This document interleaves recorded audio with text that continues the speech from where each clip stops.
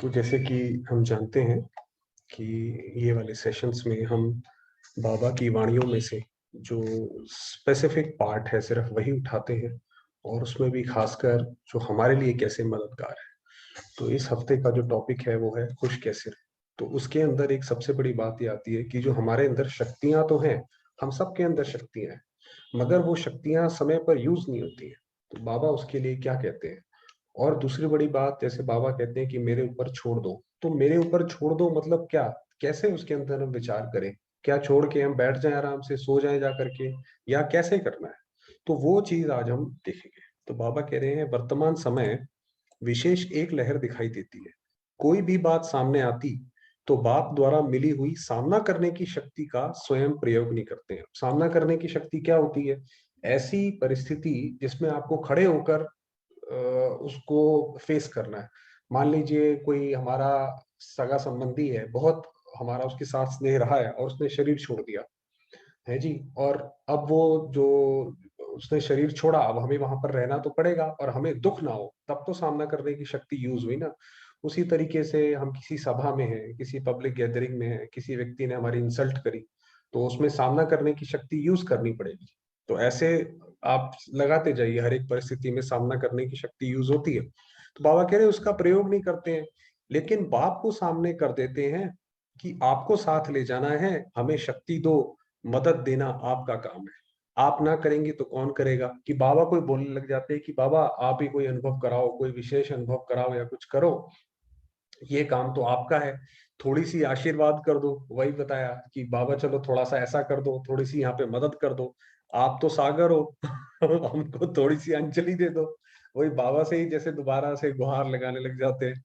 स्वयं की सामना करने की हिम्मत छोड़ देते हैं, और हिम्मतहीन बनने के कारण मदद से भी वंचित रह जाते हैं। तो वही बताया कि अगर स्वयं हम शक्तिशाली नहीं है, कि अगर हम शक्तिशाली भी ना सही, अगर कम से कम हिम्मत तो रखें कि चलो शिव बाबा निकाल के ले जाएगा, इतनी सारी आत्माओं का सर्व उसका जिम्मेवार शिव बाबा है, हमारा भी वही है, हमसे भी वही प्यार करता है, तो वो ले जाएगा।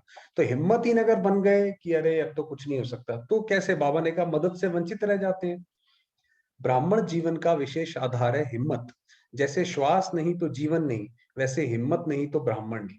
तो हिम्मत जैसे हमेशा हम बात करते हैं, कैसी भी परिस्थिति हो क्या भी हो, हिम्मत ना छोड़े।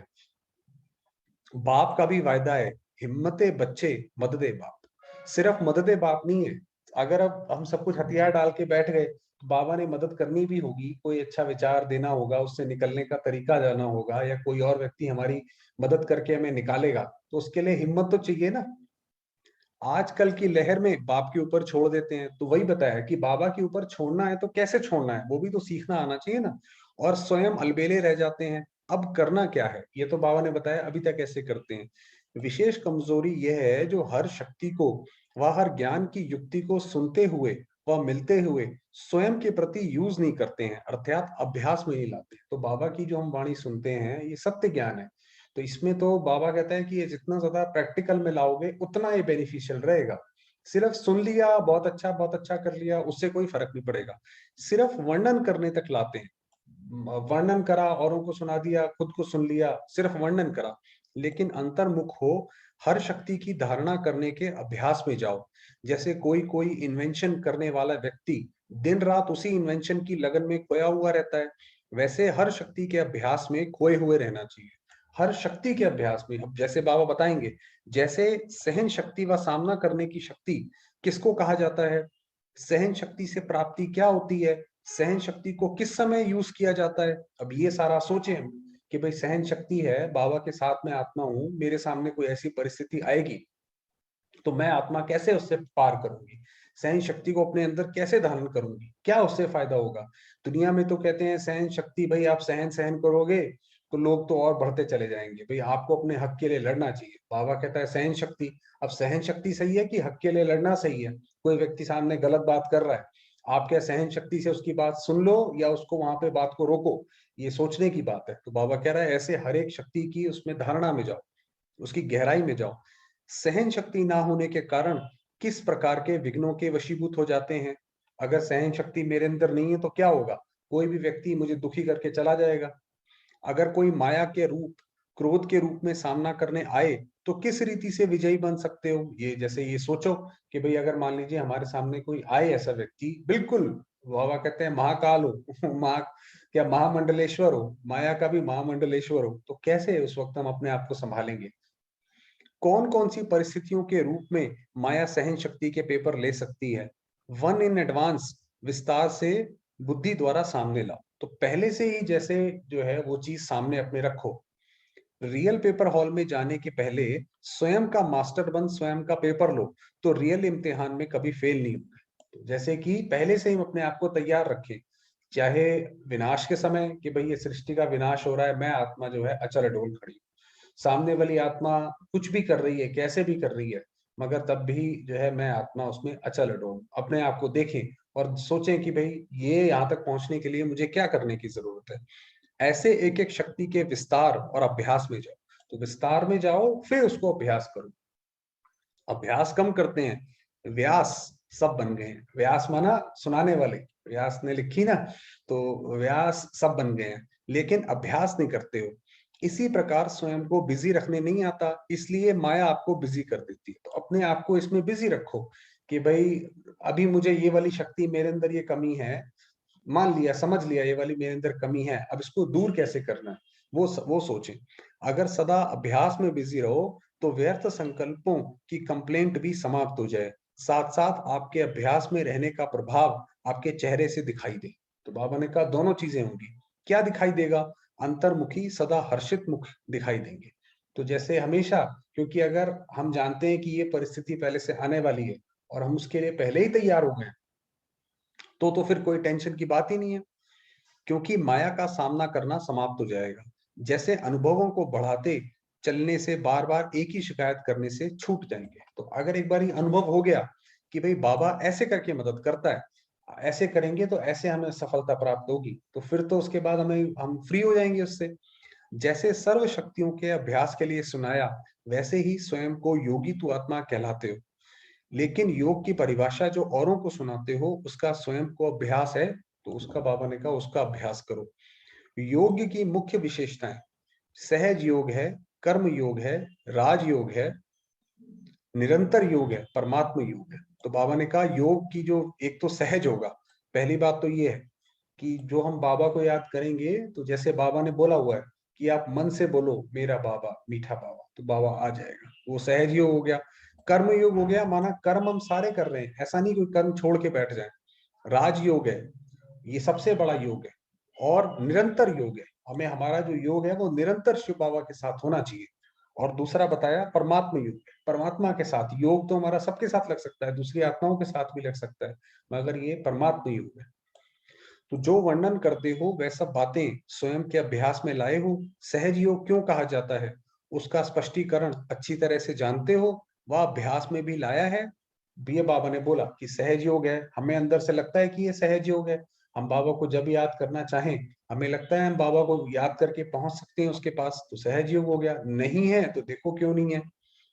सिर्फ अगर नॉलेजफुल हो तो अभ्यास में लाओ। तो बाबा ने कहा उसका अभ्यास बढ़ाओ और सर्व विशेषताओं का अभ्यास चाहिए, तब संपूर्ण योगी बन सकेंगे। सहज योग का अभ्यास है और राजयोग का नहीं, तो फुल पास नहीं हो सकेंगे। राजयोग माना मैं आत्मा राजा हूं, इन कर्मेंद्रियों की, सूक्ष्म कर्मेंद्रियों की भी, सबकी राजा हूं।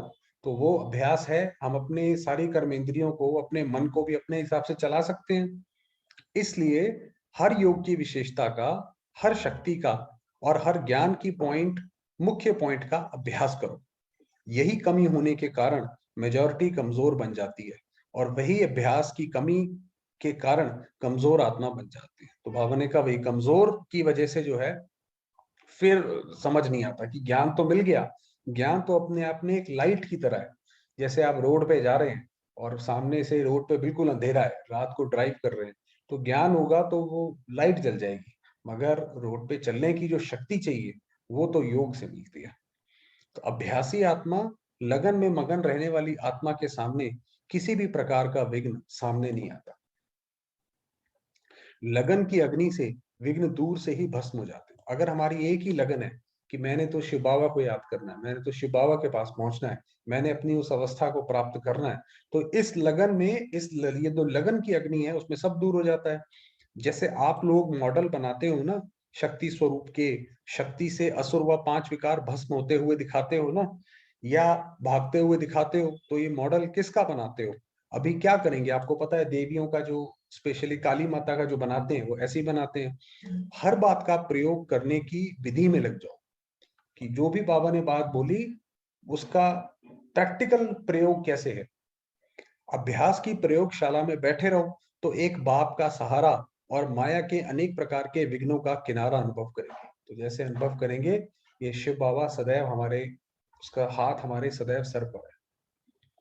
अभी ज्ञान के सागर, गुणों के सागर, शक्तियों के सागर में ऊपर ऊपर की लहरों में लहरा रहे हैं। ऊपर ऊपर की लहरों में माना कि बस सुन लिया, बहुत अच्छा लगा, बाकी काम करने लग गए तो भूल गए, तो ये ऊपर ऊपर की लहरें हैं। इसलिए अल्पकाल की रिफ्रेशमेंट अनुभव करते हो, वही बताया कि थोड़े समय के लिए अच्छा लगता है, लेकिन अब सागर के तले में जाओ तो अनेक प्रकार के विचित्र अनुभव कर रत्न प्राप्त कर सकेंगे। तो आपको ऐसे ऐसे ज्ञान की पॉइंट्स क्लियर होंगे जो कभी किसी ने सोचे भी नहीं होंगे, जो आपको भी नहीं पता होगा कि अरे ये तो इतनी गहरी बात है, तो वो क्लियर होगा। स्वयं भी समर्थ बनो।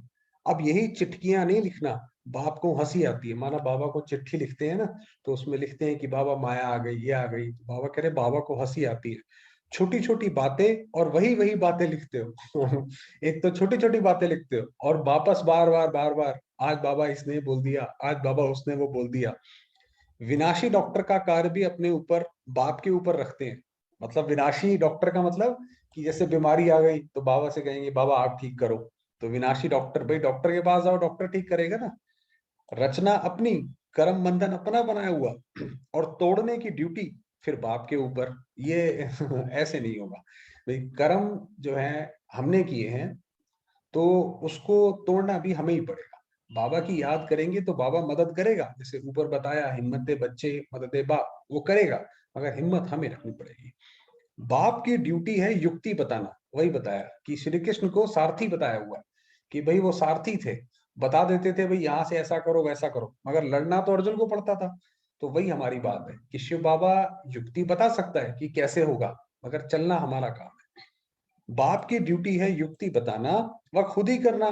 बाप बताने के लिए निमित्त है, वह करने के लिए भी निमित्त है तो बाबा कह रहे हैं कि नटखट हो जाते हैं ना, नटखट बच्चे सब बाप के ऊपर ही छोड़ देते हैं। जैसे आपको पता है बच्चे जब नटखट, छोटे बच्चे जब नटखट हो जाते हैं तो वो कहते हैं नहीं नहीं मम्मा ये भी मेरे से नहीं हो रहा, ये भी आप करो, ये भी आप करो। पढ़ाई करेंगे तो कहेंगे अच्छा टेबल भी लाओ, पानी भी लाओ, दूध भी लाओ, और ये भी लाओ, लाइट भी चलाओ, सब कुछ करेंगे। तो जैसे सब कुछ माँ बाप से करवाना चाहते हैं। कहते हैं लौकिक बच्चा कहना नहीं मानता, आप इसको ठीक करो। बाप तो ठीक करने का तरीका सुना रहे हैं। तो वही बताया कि बाप जो है वो युक्ति बता सकते हैं, तरीका बता सकते हैं, इससे कैसे बाहर निकलो। निकलना तो हमें ही पड़ेगा, करेंगे तो पाएंगे। तो ये बाबा ने बात बोली कि भाई कर्म का सिद्धांत जो है वो सर्वोपरि है। बाप को वर्ल्ड सर्वेंट समझते हुए सब बाप के ऊपर छोड़ना चाहते हैं, इसलिए जो डायरेक्शन मिलते हैं उस पर ध्यान देकर प्रैक्टिकल में लाओ, तो सब विघ्नों से मुक्त हो जाएंगे। तो वही बताया कि जैसे बाप तो हमारे लिए कहते ही हैं बाबा हमेशा कि बच्चे मैं तो तुम्हारा जैसे सर्वेंट हूँ, सेवाधारी हूँ। आज की साकार मुरली में भी बाबा ने बोला कि बच्चे मैं तो आपकी सेवा करने के लिए आता हूँ। तो बाबा है हमारी सेवा करने के लिए, मदद देने के लिए बांधा हुआ है, मदद भी जरूर करेगा वो। उसने जितना हमें बाबा से प्यार है, बाबा को भी हमसे उतना ही प्यार है, मगर जो पहला कदम है वो हमें उठाना पड़ेगा, तभी तो वो कर्म की फिलॉसफी पूरी होगी।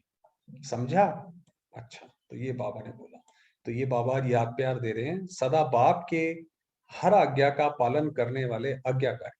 तो जैसे बाबा बोले वैसे हम उसकी इस पे चलते जाएं, तो हम भी जब हमें किसी चीज की जरूरत होगी तो बाबा भी हमें उसमें पूरी मदद करेगा।